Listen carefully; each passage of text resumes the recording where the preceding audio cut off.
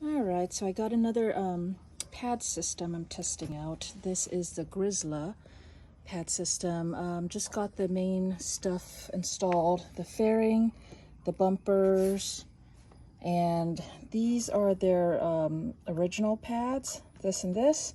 This is a knockoff pad that Melody printed for me, and this is just initial test right now. I've been testing out the Clark system.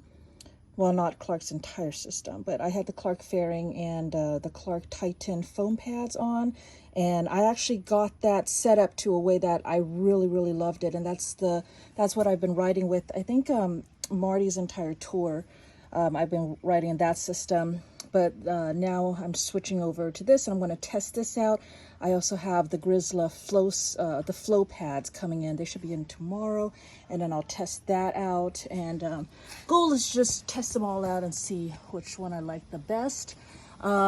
These are screwed into here, and this has a metal backing that it screws into, but it's still screwing into this TPU.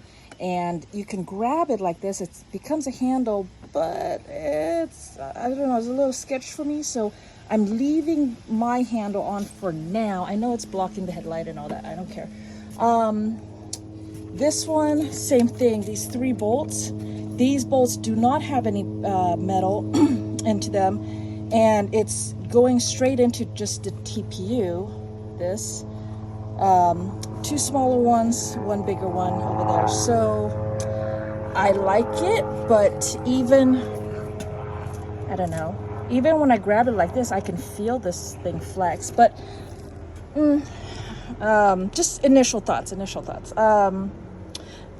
It's really clean. It looks beautiful installed on there. This is goes right into the top of the battery packs, and this is what Marty's using, Ron Lyon's using. I don't know who else is using this, but I love how clean it is. I love how this is stiff and it doesn't bend and flex. The Clark one does bend and flex a lot, but it's just very thin and holds its shape.